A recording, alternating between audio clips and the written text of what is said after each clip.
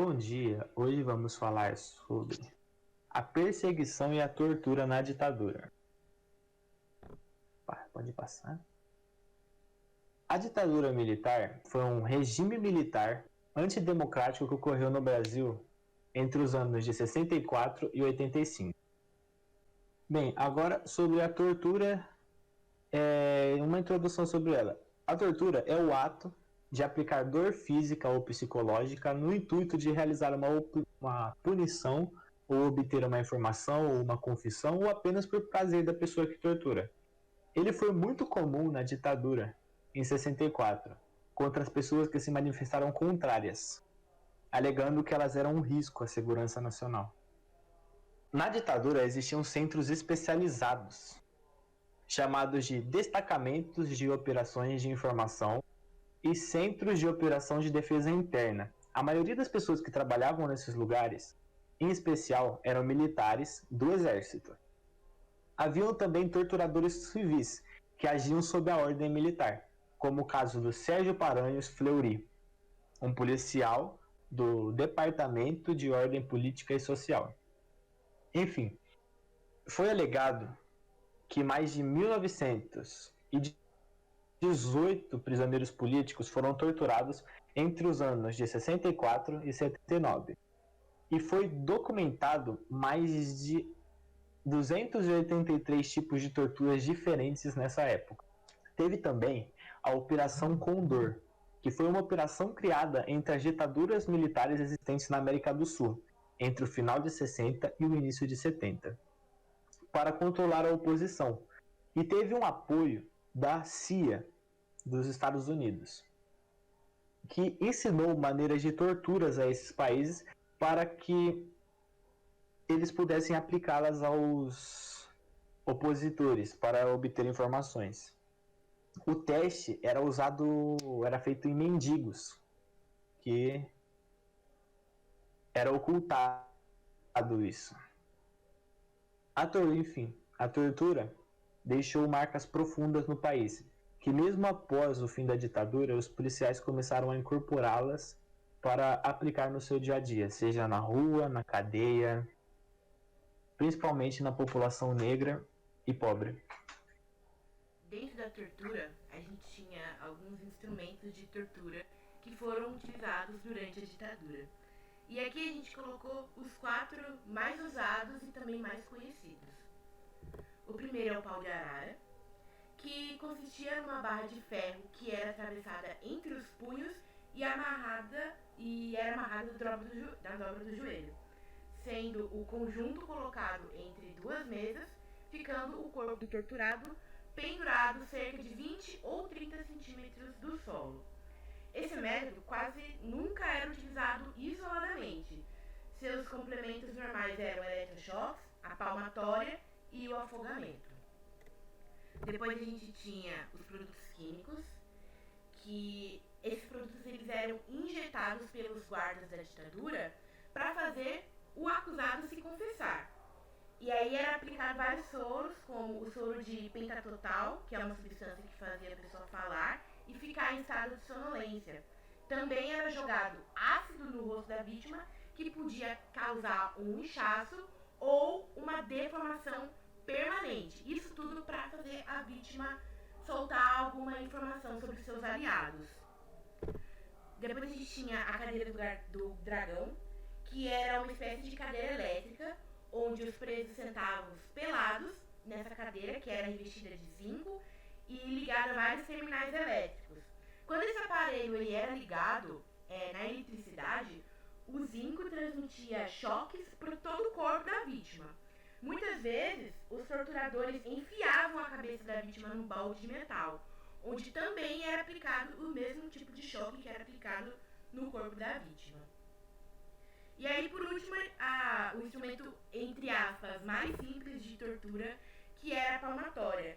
Era uma raquete de madeira bem pesada, que não era usada sozinha. Ela era, na verdade, uma auxiliadora de outras torturas. Por exemplo, o pau de arara. Os torturadores eles costumavam bater nas vítimas com essa palmatória, principalmente nas partes genitais.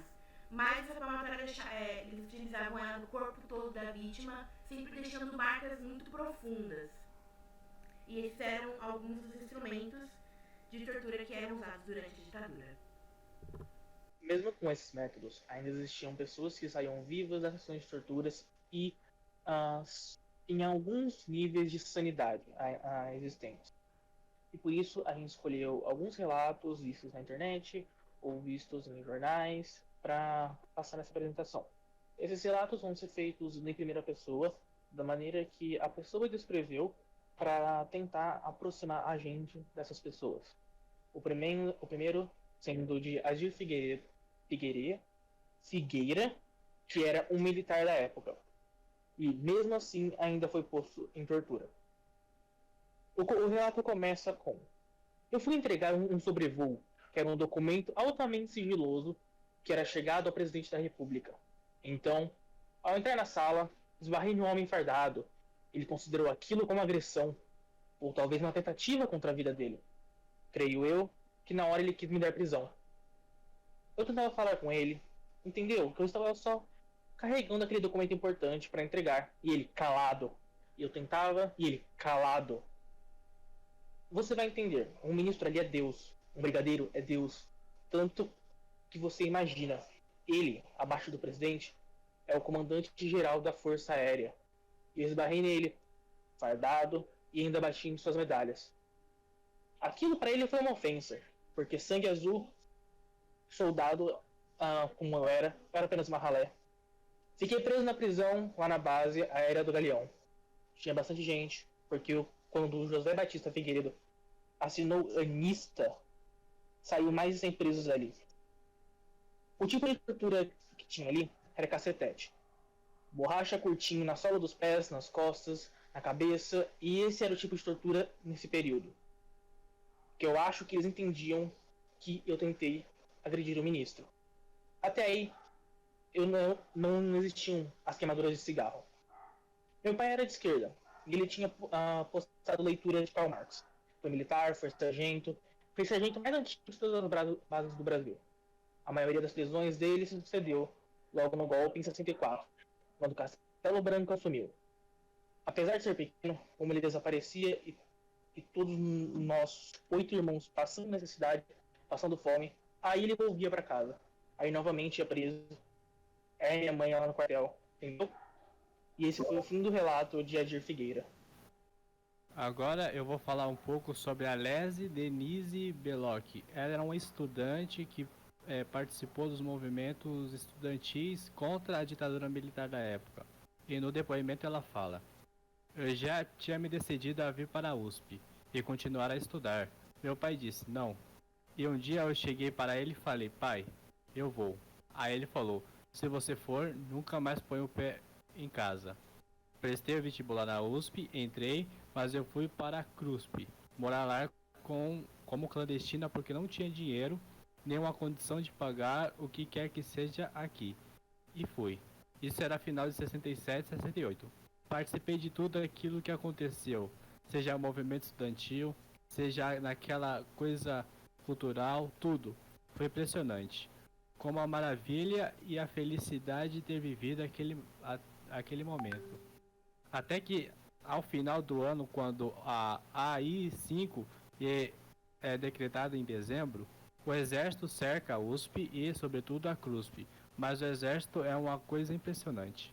O exército de soldados vestidos, tanques, parecia uma operação de guerra. E lá dentro você só tinha estudantes. Acordamos de madrugada, eles já começaram a cercar a USP. Me lembra muito bem. Descemos 5 lances de escada já à base do cacetete e chute para os que estavam acordados. E dormindo foi assim que foram acordados. E com a roupa do corpo a gente foi tirado de lá. E depois ficamos ali entre quase 11 horas e meio-dia, sei lá. Encostou Camburões e fomos levados para Tiradentes. Aí fomos fichados e a maior parte soltos. Eu saí. Nessa época você não se deixava prender. Não havia essa chance porque já era muito feroz a prisão. E quando então eu soube que eu estava sendo procurada e começaram a ir onde eu ia, foram na minha casa no interior, aí eu tive que ir para a clandestinidade também, porque não se cogitava a hipótese de eu me apresentar. Aí eu fui, mas a essa época meu irmão, minha cunhada já haviam passado por muito para a ALN, e por fim acabei indo também para a ALN, porque o suporte que eu tinha era meu irmão. Fiquei 69 interino vivendo na clandestinidade, cuidando dessa frente de massa, particularmente o movimento estudantil, até que em janeiro de 70 eu fui presa, porque um dos grupos que eu cuidava tinha contato. Eles caíram e partiram dele e eu caio. Foi, foi logo de manhã, isso foi às 9 horas, e você já havia apanhado dentro. Na época, as famosas veraneios, e você já vai apanhando desde o carro. Uma série de circunstâncias surge e eu me pergunto, como é que essa experiência, como é que essa experiência da tortura? Quem resiste à tortura? Se resiste, até que ponto resiste? Eu estava nessa frente do movimento estudantil, então isso não era prioridade para eles. Ainda já que eles estavam interessados mais nas ações armadas, já começou desde logo. Vamos para a casa do meu irmão? Onde? Não sei, não sei. Eu passei o dia inteirinho apanhando para que desse o endereço dele, mas dava um alívio enorme dizer a todos eles: podem me bater, pode, até matar, o que quer que seja, mas não vou dar porque não sei. Então isso me tranquilizava enormemente. Por várias vezes desmaiei no pau de arara. E eu acho que eles foram se convencendo. Ficamos um tempo no DOI do COD, mas começou uma briga entre o DOPS e a OBAN para devolver, porque eles tinham prendido nós duas, ela e a cunhada. Depois de um certo tempo fomos devolvidas para o DOPS. Continuou mais um pau pelo DOPS e é nessa volta que eu conheci a Dilma. Fiquei presa com ela na cela, até sermos levadas para Tiradentes. E na Tiradentes eu fiquei quase 3 anos e fui presa em janeiro de 70 e saí no final de 72. E por último, mas não menos importante, a ex-presidenta do Brasil, Dilma Rousseff, já passou por muitas entrevistas falando sobre a época da ditadura e das vezes que ela foi presa. Porém, como ela contou em muitos locais diferentes, alguns pontos acabavam mudando. E por isso nós decidimos reunir tudo em uma só e trazer como um resumo, e não como um relato, palavra por palavra dela. Então, começando agora com a apresentação da Dilma Rousseff. Em 1970, Dilma foi presa e submetida a torturas em São Paulo, na OBAN e na DOPS, no Rio de Janeiro e em Minas Gerais. As torturas aplicadas foram o pau de arara, a palmatória, choques e socos, que causaram problemas em sua arcada dentária. No total, foi condenada a 6 anos e 1 mês de prisão, além de ter todos os direitos políticos cassados por 10 anos. No entanto, conseguiu redução da pena junto ao Superior Tribunal Militar, STM, e saiu da prisão no final de 1972, sendo esse um resumo geral do que foi falado em todas as falas públicas da ex-presidenta do Brasil, Dilma Rousseff. Então é isso, eu espero que você tenha gostado da nossa apresentação.